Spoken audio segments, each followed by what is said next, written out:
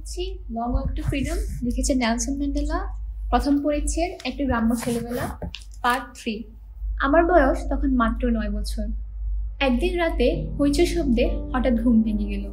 উঠে শুনি মায়ের কুড়িঘর থেকে কেমন কান্নার মতো আওয়াজ আসছে। ভেতরে গিয়ে দেখলাম বাবা মেঝের ওপর শোয়া, অবিরাম কাশছেন।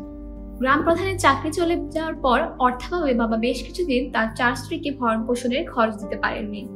সেই কারণে তিনি আমাদের নিয়মিত দেখতে আসতেন না। সম্প্রতি তিনি সেই দায়িত্ব আবার পালন করা শুরু করেছিলেন। মাসের 4 সপ্তাহ 4 স্ত্রীর কুড়োতে কাটাতেন, নিয়মিত খরচপাতিও দিতেন। যে রাতের কথা বলছি সেদিন তার মায়ের বাড়িতে আসবার কথা ছিল না। সময়সূচি ভেঙে তিনি মায়ের কাছে এসেছিলেন। বয়সে খুব ছোট হলেও শয্যাশায়ী বাবাকে দেখে আমি বুঝতে পেরেছিলাম তিনি আর এই যাত্রায় টিকবেন না। বাবা বক্ষব্যাধিতে ভুগছিলেন বহুদিন ধরে, কিন্তু যেহেতু তিনি কোনোদিন ডাক্তার দেখাতেন না, সেহেতু তার রোগ পরীক্ষা করা সম্ভব হয়নি।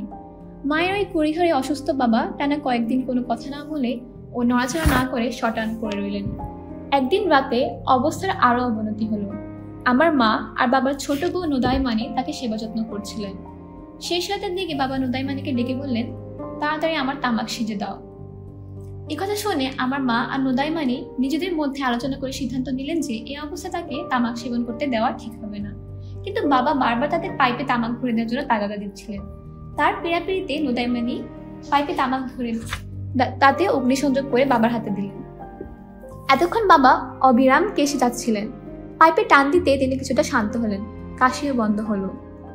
প্রায় 1 ঘন্টা ধরে তিনি পাইপ টানছিলেন। পাইপ টানতে টানতে হঠাৎ খিঁচুনি ওঠে। কয়েক মিনিটের মধ্যে মারা যান তিনি।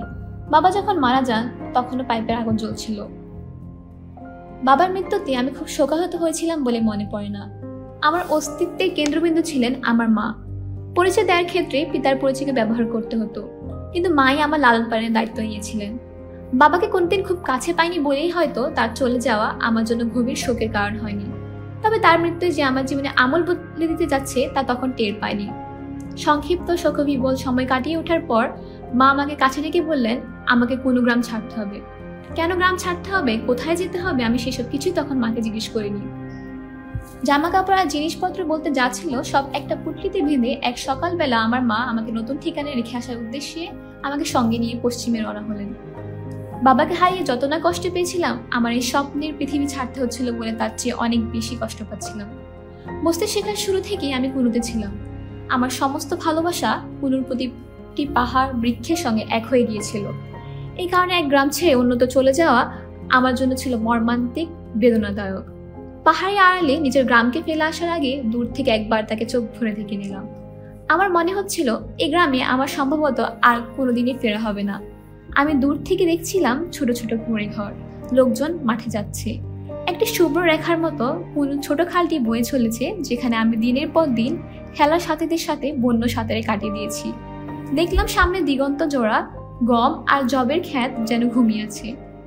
তার শরীর বেয়ে অসংখ্য ছাগল, মেষ আর ভেড়ার দল চড়ে বেড়াচ্ছে। বন্ধুদের সঙ্গে দল ভেদে পাখি শিকার করা, ঘাবের ওলানে মুখ দিয়ে সুমিষ্ট দুগ্ধধারা আস্বাদ নেওয়া, পুকুরে অবাধ সাঁতারে হারিয়ে যাওয়ার সব কথা আমাকে তন্ময় করে ফেলল। সর্বোপরি গায়ের 3টি কুঁড়ের দিকে চেয়ে আমার বুকটা হুহু করে উঠল। ওই 3টি কুঁড়ে ঘরে আমার মা আর ভাই বোনদের সঙ্গে আমার যে কত শত মধুর স্মৃতি লুকিয়ে আছে তার কোনো শেষ নেই। হঠাৎ আমার মনে পড়লো বাড়ি ছেড়ে আসার সময় সবাইকে আমি চুমু খেয়ে আসিনি। আমি তো তখন বুঝতে পারিনি যাদের ছেড়ে আমাকে চলে যেতে হচ্ছে তাদের আমি কি ভীষণভাবে ভালোবাসি। যা হোক, মায়ের সঙ্গে খালি পায়ে হেঁটে এগোতে থাকলাম। সূর্য পশ্চিমে ঢলে পড়া পর্যন্ত হাঁটতেই থাকলাম। এর মধ্যে মা ছেলের মধ্যে কথাবার্তা প্রায় হলোই না। দুজনেই নিঃশব্দে হাঁটছিলাম। কথা না বললেও আমাদের দুজনের হৃদয় নিশ্চুপ ছিল না। তারা যেন এক অদৃশ্য তরঙ্গের মধ্যে অনর্গল নিঃশব্দে কথা বলে যাচ্ছিল। এমনিতেই মা আর আমার মধ্যে খুব বেশি কথাবার্তা হতো না, তার খুব একটা প্রয়োজনও ছিল না। তিনি আমার সঙ্গে কম কথা বলতেন বলে আমার প্রতি তার ভালোবাসা কম ছিল একথা আমি কোশ্চিন কালেও ভাবিনি। তার স্নেহ মমতা নিয়ে আমার মধ্যে কোনোদিন প্রশ্ন জাগেনি। পশ্চিমের উদ্দেশ্যে মা ছেলের এই যাত্রা ছিল খুবই কষ্টসাধ্য ও বিড়ম্বনাপূর্ণ। উঁচু নিচু পাথুরে পাহাড়ি পথ, হাঁটতে প্রচন্ড কষ্ট হচ্ছিল। মাঝে মাঝে যাত্রাপথে বেশ কয়েকটা গ্রাম সামনে পড়েছিল, কিন্তু আমরা হাঁটা থামাইনি। সন্ধ্যার একটু আগে আমরা বৃক্ষ শোভিত একটা উপত্যকার নিচে একটা গ্রামে এসে পৌঁছলাম। গ্রামের ঠিক মাঝখানে আসা মাত্র বিশাল একটা বাড়ি চোখে পড়ল। এত বড় আর বিলাসবহুল বাড়ি আমি আগে কখনো দেখিনি। বাড়িটার মূল ভবনে দুটি ইংজাঙ্গি অর্থাৎ 4 কোণাকৃতির ঘর এবং এর দুপাশে 7টা কুড়েঘরের মতো ঘর। বলা বাহুল্য ভবনটি ছিল পাকা। এর দেওয়ালে চুনকাম করা ছিল। পরন্ত বিকালে তীর্যক আলো দেওয়ালে পড়ে চকচক করছিল। বাড়িটার সামনে বিরাট একটা জব ক্ষেত আর একটা ফলের বাগান। বাগানে অসংখ্য পিচ ফল ধরে রয়েছে। বাড়ির পেছনে ছিল আপেল বাগান, সবজির ক্ষেত আর গোলাপের ঝাড়। বাড়ির পাশে একটা সাদা গির্জা। এ বাড়িতে ঢুকতে যে মূলখানি অতিক্রম করতে হয় তার দুপাশে দুটো বড় গাম ট্রি ছিল। ঢোকার সময় দেখলাম ওই গাছ দুটোর ছায়ায় প্রায় 20 জন উপজাতীয় বয়স্ক লোক বসা। বাড়ির সামনে সীমারেখায় বাড়ির শত শত একর উর্বর জমি। এই বাড়ির বিশাল খামারে প্রায় 50টা গরু আর 500-র উপরে ভেড়া দেখলাম। এখানকার বৃত্ত ভৈবব ও জৌলুসের বিষয়টি আমার ধারণার বাইরে ছিল। পরে মায়ের কাছে জানলাম এটা কোনো সাধারণ আবাসিক ভবন নয়। থেম্বুল্যান্ডের প্রাদেশিক রাজধানী এমখিকেজুমেনির প্রধান জনচিন্তা দালিয়েনদিয়েবোর রাজকীয় বাসভবন। ইনি থেম্বু গোষ্ঠীর ভারপ্রাপ্ত প্রধান হিসেবে দায়িত্ব পালন করছেন। আমি যখন অবাক বিস্ময়ে চারপাশ ঘুরে ঘুরে দেখছি আর এখানকার বিলাসবহুল পরিবেশ দেখতে সাতপাঁচ ভাবছি, এমন সময় পশ্চিম গেট দিয়ে বিশাল আকৃতির একটা মোটর গাড়ি ঢুকলো। গেটের পাশে ও শেডের নিচে যারা বসা অথবা দাঁড়ানো ছিল তারা হুড়মুড় করে গাড়ির দুপাশে এসে দাঁড়ালো। মাথার টুপি খুলে সবাই কুর্নিশ করে ঝোসারা যেভাবে তাদের প্রধানদের অভিনন্দন জানায় সেভাবে একসাথে বলে উঠলো দে তে আ জন জিন্দাবাদ, অর্থ জন জিন্দাবাদ জিন্দাবাদ। মোটর গাড়ি থেকে লম্বায় খাটো আর হালকা পাতলা গড়নের একজন মানুষ নেমে এলেন। তার গায়ে ছিল কেতার দুরস্ত স্যুট। গায়ে ছোট দেখা গেলেও তার চেহারায় পূর্ণাঙ্গ আত্মবিশ্বাস দেখতে পেলাম। বুঝতে পারলাম নেতৃত্ব কর্তৃত্ব বজায় রাখার বিষয়ে তিনি অভ্যস্ত। তার নামই তার পরিচয় বহন করে। আফ্রিকার শব্দ জনজিন্তাবার মানে হলো পর্বতের দিকে চেয়ে থাকা উচ্চাকাঙ্ক্ষী লোক। তার ব্যক্তিত্ব দেখে পর্বতের মতোই মনে হলো। তার দিকে সম্ভ্রমের দৃষ্টিতে সবাই তাকিয়ে থাকতে দেখলাম। তার গায়ের রং ঘোর কৃষ্ণবর্ণের এবং চেহারায় বুদ্ধিদীপ্ততা স্পষ্ট। গাড়ি থেকে নামার পর তিনি নিজের অপেক্ষমান লোকগুলোর সঙ্গে খুব ক্যাজুয়ালি হ্যান্ডশেক করলেন। পরে জেনেছি এরা সবাই ছিলেন থেম্বু আদালতের গুরুত্বপূর্ণ কর্মকর্তা। তখন আমি ঘুণাক করে বুঝতে পারিনি এই রাজপ্রতিনিধি আমার অভিভাবক হতে যাচ্ছেন এবং পরবর্তী 1 যুগকাল ধরে তিনিই প্রধান পৃষ্ঠপোষক হিসেবে আমার দায়িত্ব নেবেন। ছোট কোনো গাছকে ডালপালা সহ উপড়ে ফেলে তাকে যদি নদীতে ছুঁড়ে ফেলা হয় তাহলে সেই গাছের যেমন প্রবল ঢেউকে বাধাগ্রস্ত করার কোনো ক্ষমতা থাকে না, রাজপ্রতিনিধির এই ক্ষমতা ও প্রতাপ দেখে আমার তেমনটাই অনুভূতি হলো। ভয় এবং হতবুদ্ধিতার এক মিশ্র অনুভূতি আমাকে যেন আচ্ছন্ন করে ফেলেছিল। ইতিপূর্বে খেলাধুলা ছাড়া আর কিছুকে আমি বিনোদন হিসেবে ভাবিনি। পেট পুরে খাওয়া আর লাঠি খেলার চ্যাম্পিয়ন হওয়া ছাড়া আর কোনো উচ্চাশা ছিল না। অর্থ, বিত্ত, সম্মান, ক্ষমতা এসবের অর্থ তখন বুঝতাম না। কিন্তু হঠাৎই যেন একটা নতুন পৃথিবীর দরজা আমার সামনে খুলে গেল। খুব দরিদ্র পরিবারের বাচ্চাদের সামনে দামি খাবার, কাপড় চোপড় আর বিলাসবহুল খেলনা আনলে তারা সহজেই তার প্রতি আকৃষ্ট হয়। আমিও ব্যতিক্রম ছিলাম না। রাজপ্রতিনিধির এই ক্ষমতা আর রাজকীয় চালচলন দেখে আমার পিতামাতা আমাকে যে উচ্চাকাঙ্ক্ষা শূন্য একটি বায়বীয় ভিত্তির উপর দাঁড় করিয়ে দিয়েছিলেন তা কেঁপে উঠল। প্রথমবারের মতো মনে হলো লাঠি খেলা চ্যাম্পিয়ন হওয়াই শেষ কথা নয়, এর চেয়ে আরো অনেক অনেক বড় সাফল্য আমাকে ছিনিয়ে আনতে হবে। পরে জেনেছি বাবার মৃত্যুর খবর শুনে জনজিন্তাবা আমাকে পোষ্য হিসেবে গ্রহণ করতে মায়ের কাছে প্রস্তাব পাঠিয়েছিলেন। মাকে জানিয়েছিলেন আমাকে তার কাছে পাঠালে তিনি তার আপন ছেলেমেয়েদের মতো আমাকেও লেখাপড়া শেখাবেন। তার ছেলেমেয়ে যেভাবে তাকে থাকে আমাকে সেভাবে রাখবেন। তার এই প্রস্তাবে রাজি হওয়া ছাড়া মায়ের কোনো পথ খোলা ছিল না। বাবা মারা যাওয়ায় আমাকে লালন পালনের খরচ দেওয়া বন্ধ হয়ে গিয়েছিল। তার উপরে রাজবাড়িতে গিয়ে নিজের ছেলে থাকবে, খাবে, এটা তার জন্য অবশ্যই সুখের খবর ছিল। আমাকে যদিও তিনি খুব মিস করবেন, তারপরও ছেলের ভবিষ্যতের কথা ভেবে মা আমাকে তার কাছে রেখে আসারই সিদ্ধান্ত নিয়েছিলেন। আমার বাবা থেম্বু প্রাসাদের একজন উচ্চ পদস্থ কূটনীতিক হওয়ায় তিনি আমাকে বিশেষ যত্ন করার ইচ্ছা প্রকাশ করেছিলেন। আমাকে এমখিকেজুমেনিতে রেখে কুনোতে ফিরে যাওয়ার আগে মা এখানে দিন 2 থাকলেন। কোনো রকম বিদায়ী আনুষ্ঠানিকতা ছাড়াই তারপর একদিন চলে গেলেন। যাওয়ার সময় কোনো রকম কান্নাকাটি করলেন না, কোনো উপদেশ বাণীও দিলেন না, আমাকে চুমুও খেলেন না, চুপচাপ চলে গেলেন। আমার ধারণা এরকম আচরণের মাধ্যমে তিনি আমাকে বোঝাতে চেয়েছিলেন যে তিনি খুব দূরে চলে যাচ্ছেন না, তার এই যাওয়াটা কোনো বেদনার বিষয় নয়। আমি জানতাম আমার মা চেয়েছিলেন আমি যেন উপযুক্ত শিক্ষায় শিক্ষিত হই, আমার যেন জগৎজোড়া নাম হয়। কিন্তু মা ভালো করেই জানতেন পুণ্যতে থাকলে সেটা কোনোভাবেই সম্ভব হবে না। তার মমতা মাখা দৃষ্টি আমার বড় প্রয়োজন ছিল, তিনি তা জানতেন। যাওয়ার সময় শুধু বলে গেলেন উকি নিসুফোকাজ কেউ দেনি, অর্থ বড় হোসনা মানিক। ছোট্ট শিশুরা সবসময় নতুনত্বের প্রতি খুব বেশি আকৃষ্ট হয়ে থাকে। বিশেষ করে নতুন পরিবেশ পেলে তারা আত্মভোলা হয়ে যায়। মা যখন আমাকে ছেড়ে চলে যাচ্ছিলেন তখন আমার মধ্যে আমার নতুন ঘরবাড়ি পাওয়ার আনন্দ কিলবিল করছিল। মায়ের চলে যাওয়ার আমি কান্নাকাটি অনুভব করতে পারছিলাম না। আমার গায়ে তখন সদ্য কেনা দামি পশ্চিমা পোশাক, ভালোভাবে খাবার খেয়ে তখন আমি সাংঘাতিক খুশি মনে রয়েছি। মায়ের বিয়োগ ব্যথা অনুভব করার সময় কোথায়। এমকেজওয়াইনে প্রাথমিক জীবনযাত্রার সঙ্গে আমি দ্রুত তাল মিলিয়ে ফেললাম। বাচ্চাদের ক্ষেত্রে একটি সাধারণ লক্ষণীয় বিষয় হলো এরা নতুন পরিবেশে হয় দ্রুত খাপ খাইয়ে নেয়, নয়তো কোনোদিন পারে না। নতুন রাজবাড়িতে এসে আমি শিগগিরই এই পরিবেশের সঙ্গে এমনভাবে মিশে গেলাম যেন এখানেই আমার জন্ম হয়েছে। এই বাড়িটা আমার কাছে ছিল এক জাদুর রাজ্য। এখানকার প্রত্যেকটি জিনিসে আকর্ষণীয় ও আনন্দদায়ক, পুরোতে থাকতে যা আমার কল্পনার অতীত। এমকেজওয়াইতে তা আমি হাতে মুঠে পেয়েছিলাম। স্কুলে ভর্তি হওয়ার আগের দিনগুলোতে আমি কখনো ছিলাম এক চাষা বালক, কখনো ওয়াগন গাইড, কখনো বা রাখাল শিশু। গাধা অথবা ঘোড়ার পিঠে চড়তাম। এক নিশানায় পাখি শিকার করে মাটিতে ফেলে দিতাম। সন্ধ্যায় থেম্বু মহিলারা উঠোনে বসে যখন হাততালি দিয়ে গান গাইতো তখন তাদের মাঝখানে দাঁড়িয়ে নাচতাম। সবসময় মা আর গুরুর কথা মনে পড়লো। এই নতুন জগতে আমি সুখে দিন কাটাতে লাগলাম। রাজপ্রাসাদের বাইরে বিরাট এক কক্ষ বিশিষ্ট স্কুল ছিল। আমাকে সেখানে ভর্তি করা হলো। সেখানে ইংরেজি, ঝোসা, ইতিহাস ও ভূগোল পড়ানো হতো। চেম্বার্স ইংলিশ রিডার নামে আদালতে বাল্য শিক্ষার বই ছিল। সেখান থেকে পড়া মুখস্থ করে কালো স্লেটে সেগুলো লিখতে হতো। আমাদের শিক্ষকদের মধ্যে প্রথমে মিস্টার ফাদানা ও পরে মিস্টার গিগবা আমার শিক্ষা দীক্ষার প্রতি বিশেষ নজর দিলেন। পড়াশোনায় ভালো করছিলাম। অবশ্য এর কৃতিত্ব আমার নয়। প্রাসাদে ফাদিউই নামে এক খেলা থাকতেন। তিনি প্রতি রাতে হোমওয়ার্ক করার জন্য আমাকে কঠোর অনুশাসনে রাখতেন। তার কঠোর নিয়মতান্ত্রিকতার জন্য স্কুলের পড়া ঠিকভাবে আমাকে তৈরি করতে হতো। এমকেজওয়াইনে ছিল মেথডিস্ট চার্চের মিশন স্টেশন। তবে কোনোতে তাদের যে মিশন স্টেশন ছিল সেটি এর চেয়ে অনেক পিছিয়ে পড়া ও অপশ্চিমা স্টেশন।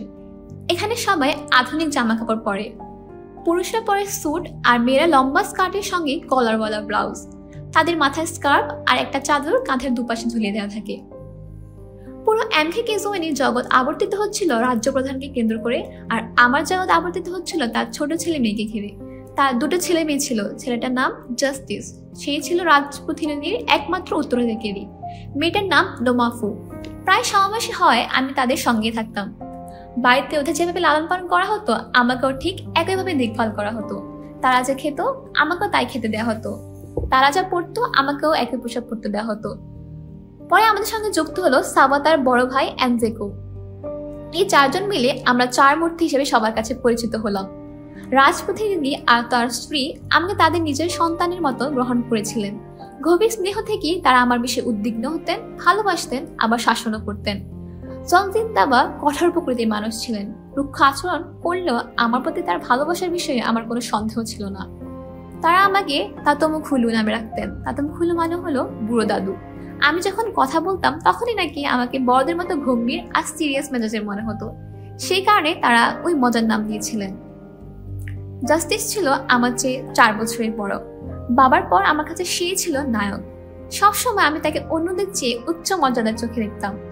জাস্টিস তখন 60 মাইল দূরে একটা বোর্ডিং স্কুলে পড়তো।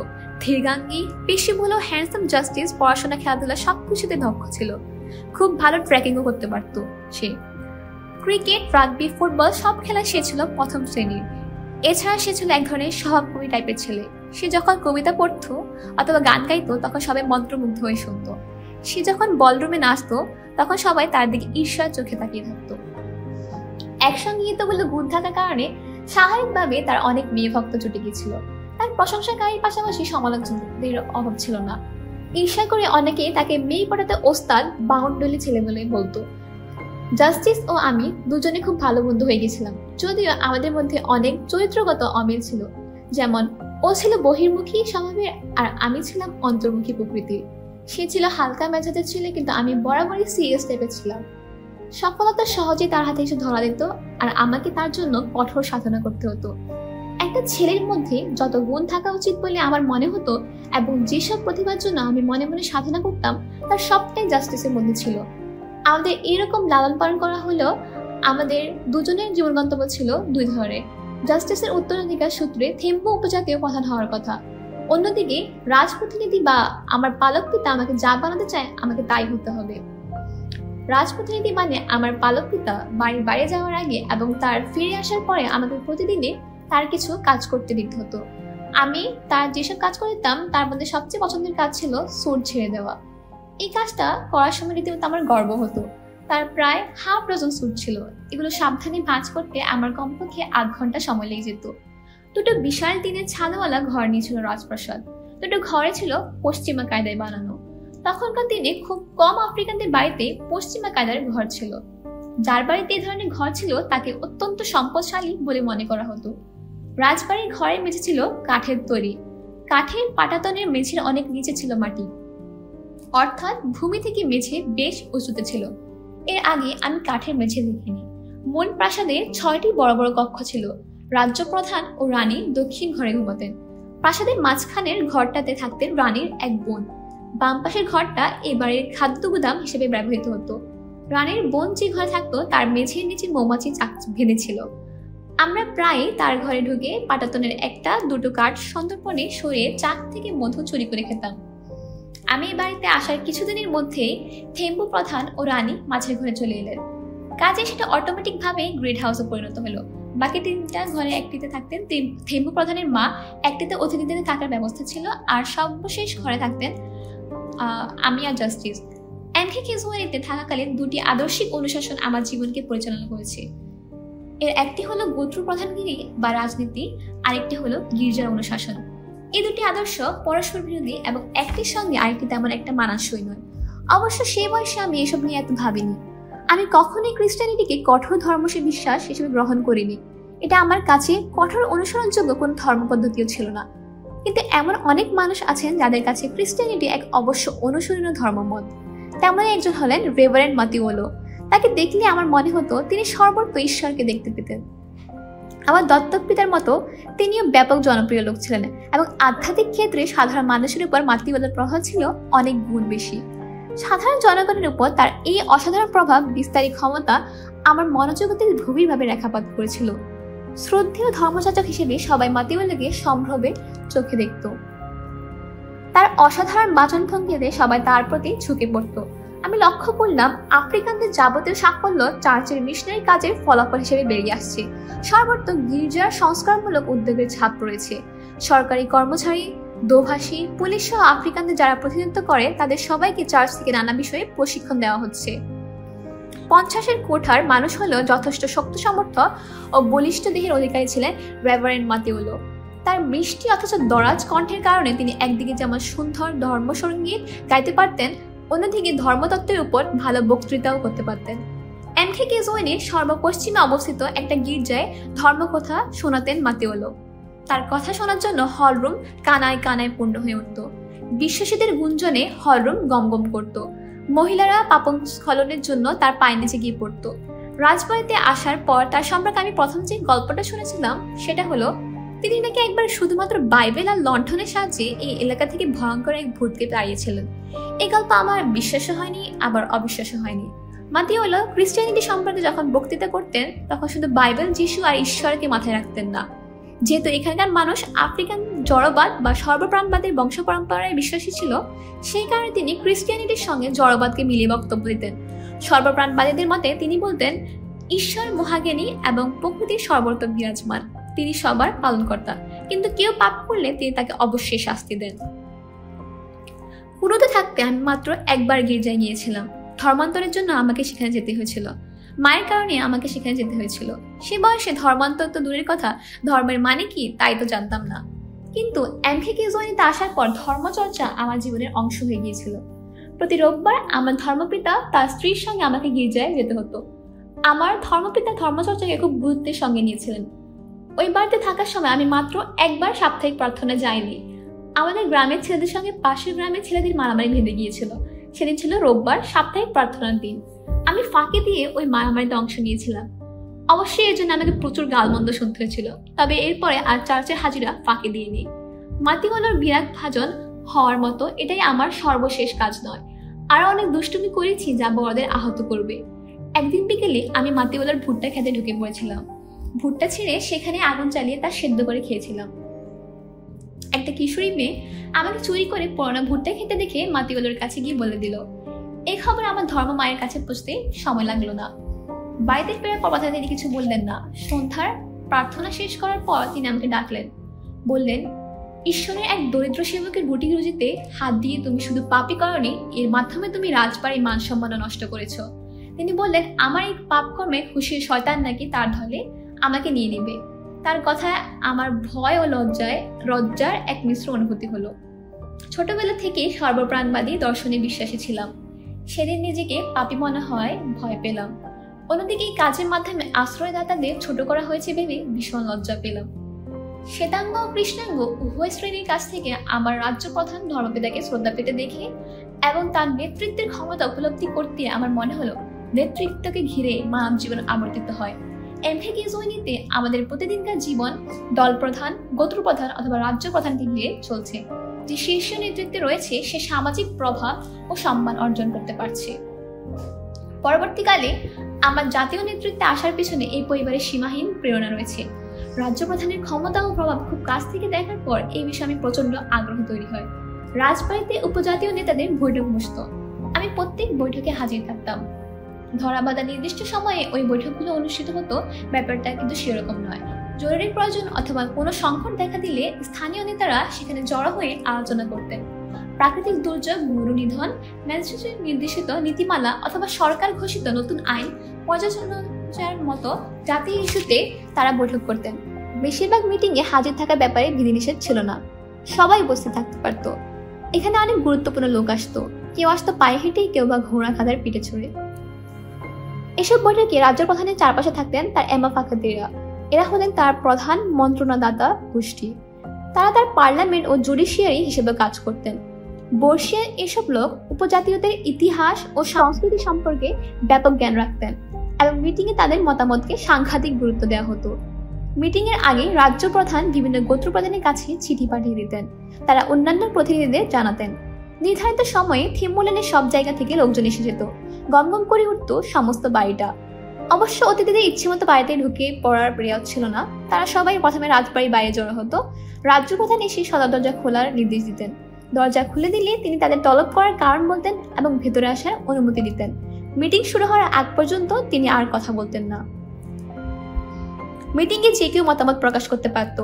এটা ছিল গণতন্ত্র চর্চার শুদ্ধতম জায়গা। পদমর্যাদার কারণে কারো কারো বক্তব্যকে একটু বেশি গুরুত্ব দেওয়া হতো, একথা সত্যি, কিন্তু সবার কথাই ধৈর্য ধরে শোনা হতো। রাজ্য প্রধান ও তার পরামর্শ থেকে শুরু করে যোদ্ধা, কবিরাজ, দোকানদার, খামারি, জোরদার ও শ্রমিক সহ সবাইকে স্ব মত প্রকাশের সুযোগ দেওয়া হতো। কোনো রকম বিরতি ছাড়াই লোকজন একের পর এক মত প্রকাশ করত এবং এইভাবে কয়েক ঘন্টা চলার পর সর্বশেষে সর্বসম্মতিক্রমে সিদ্ধান্ত নেওয়া হতো। সাহিত্য শাসনের পূর্ব শর্তই হলো সবার বাক স্বাধীনতা এবং সবার সমান মূল্য নিশ্চিত করা। এখানে সেই চর্চাটা ছিল। তবে দুঃখের বিষয়, এখানে মহিলাদের মতামত নেওয়া হতো না। তাদের দ্বিতীয় শ্রেণীর নাগরিক হিসেবে গণ্য করা হতো। মিটিং এর পর বিশাল ভোজ সভার আয়োজন করা হতো। একের পর এক বক্তার কথা শুনে ক্লান্ত হয়ে পড়ার পর আমি স্বাভাবিকের চেয়ে অনেক বেশি খাবার খেতাম। আমি লক্ষ্য করে দেখেছি অনেক বক্তা মূল কথা না বলে আনুষঙ্গিক প্রসঙ্গে প্যাচাল পারত। কিছু বক্তা কোনো রকম গৌরচন্দ্রিকা ছায় সরাসরি মূল প্রসঙ্গে কথা বলতে শুরু করতেন। অনেককে দেখতাম শ্রোতাদের মনোযোগ আকর্ষণের জন্য বিভিন্ন ধরনের আবেগপূর্ণ কথা বলতো। আবার অনেককে দেখেছি তারা কোনো রকমের আবেগের ধারণা ধরে টান টান পাশে তাদের মন্তব্য করতেন। যে বিষয়টি আমাকে হতবাক করেছিল সেটি হলো প্রকাশ্য সভায় রূঢ় সমালোচনা করে রাজ্য প্রধানের মুন্ডুপাত করা। অবাক হয়ে দেখলাম অত্যন্ত দরিদ্র শ্রেণীর লোকজন কিভাবে উন্মুক্ত সভায় কঠোর ভাষায় রাজ্য প্রধানকে সমালোচনা করছে। রাজা নীরবে মাথা নিচু করে সব শুনছেন। সমালোচকের বক্তব্য শুনে কোনো রকম প্রতিবাদ করছে না। এমনকি এসব সমালোচনায় তার মুখে সামান্যতম বিরক্তির চিহ্ন ফুটে ওঠেনি। উদ্ভূত সমস্যা সমাধানে ঐক্যমত না হওয়া পর্যন্ত মিটিং চলতো। সমাধানে হয় ঐক্যমতের ভিত্তিতে সাধারণ সিদ্ধান্তে আসা হতো, নয়তো সিদ্ধান্ত ছাড়াই মিটিং ভেঙে দেওয়া হতো। সমাধানে পৌঁছানোর জন্য প্রয়োজনে আবার আলোচনার সময় নির্ধারণ করা হতো। গণতন্ত্রের মানে হলো সবার বক্তব্য শুনতে হবে এবং সবার মত হলেই সিদ্ধান্ত নেওয়া হবে। সংখ্যাগরিষ্ঠতার শাসন ব্যবস্থা তাদের কাছে ছিল বিদেশি ধারণা।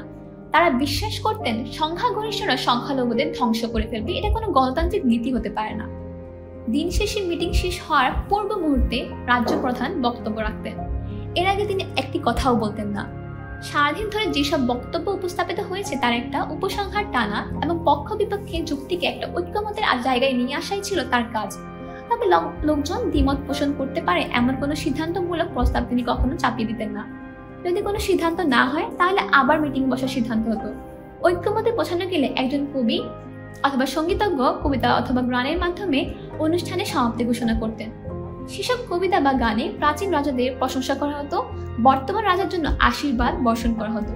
রাজা সহ অন্যান্য শ্রোতা দর্শক তুমুল হর্ষধ্বনির মাধ্যমে অনুষ্ঠানের সমাপ্তি টানতেন।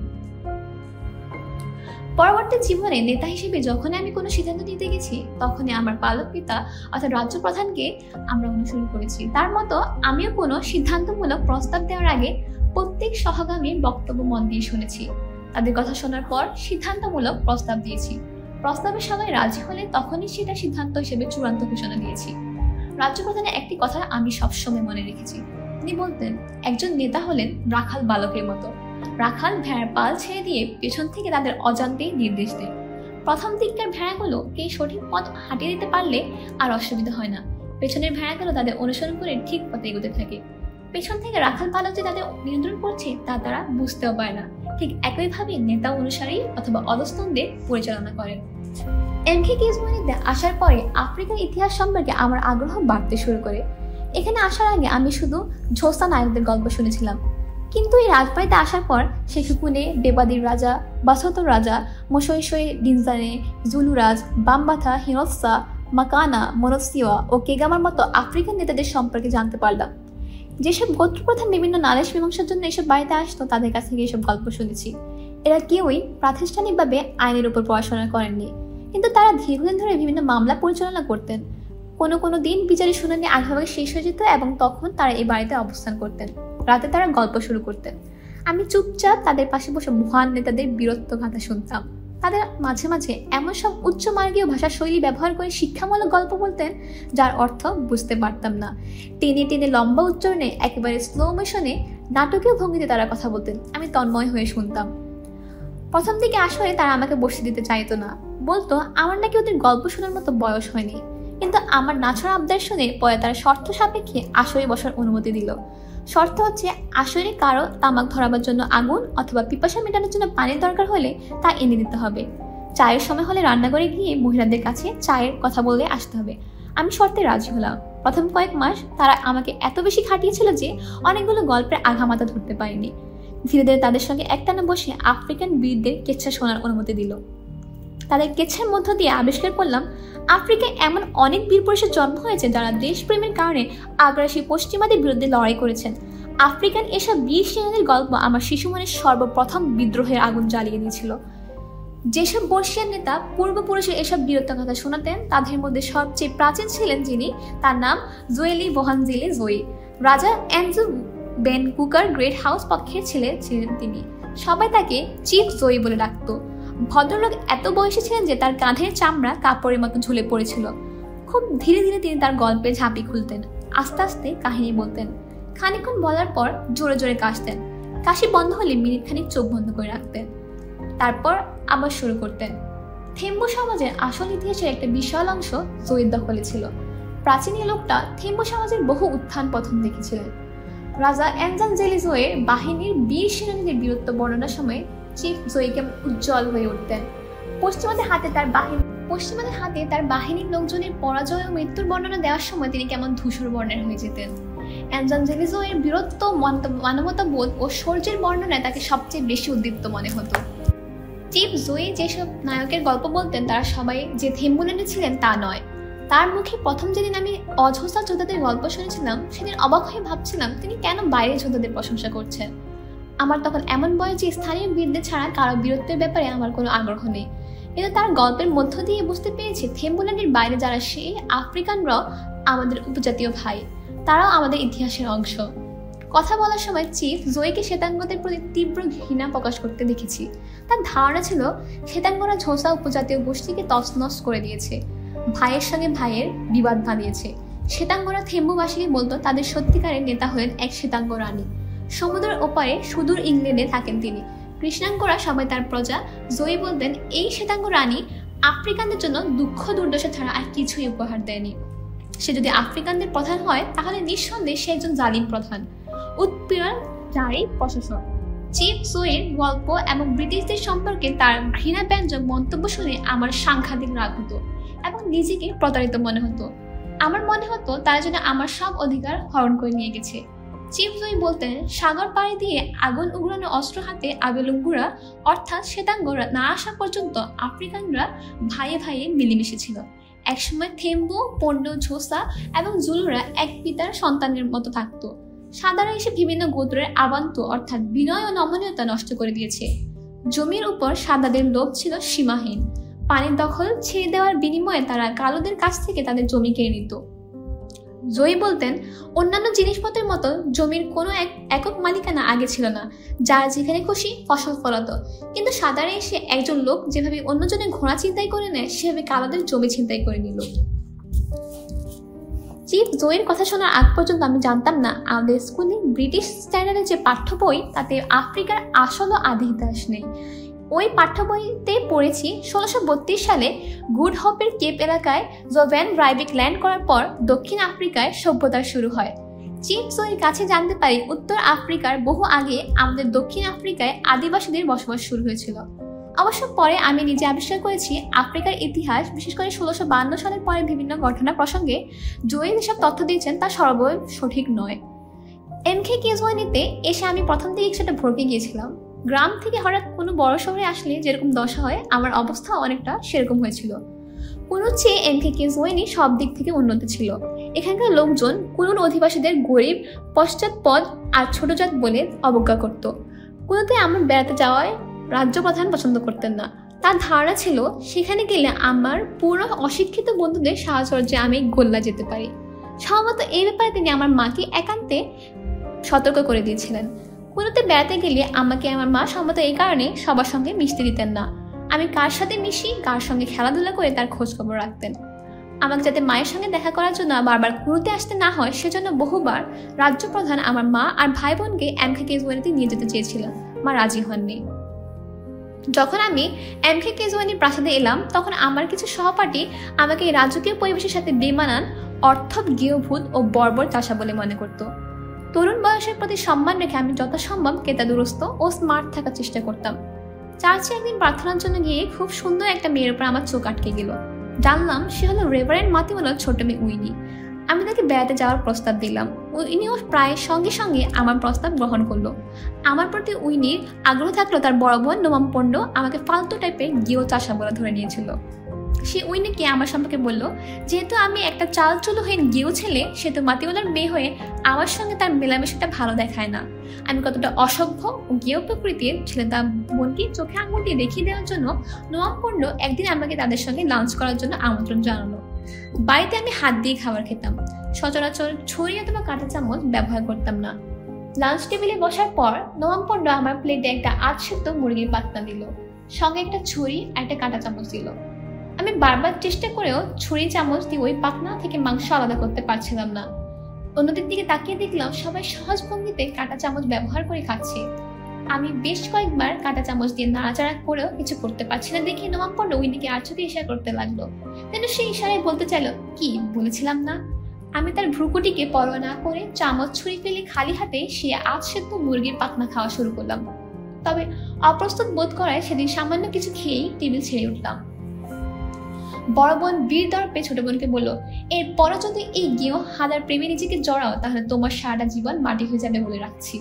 কিন্তু সুখের কথা হলো উইনি তার কথা মানল না। সেই গেও ফুটটাকে ভালোবাসার মানুষ হিসেবে গ্রহণ করলো। ঘটনাক্রমে আমরা দুজন আলাদা হয়ে পড়লাম। তাকে দূরে একটা ভিন্ন স্কুলে ভর্তি করা হলো এবং সে শিক্ষিকা হয়ে উঠল। কিছুদিন আমাদের মধ্যে নিয়মিত পত্র যোগাযোগ ছিল। তবে হঠাৎ তার সন্ধান হারিয়ে ফেললাম। সে অন্য কোথাও চলে গেছে। ততদিন আমি কাঁটা চামচের সঠিক ব্যবহার ভালোভাবে শিখে গেছি।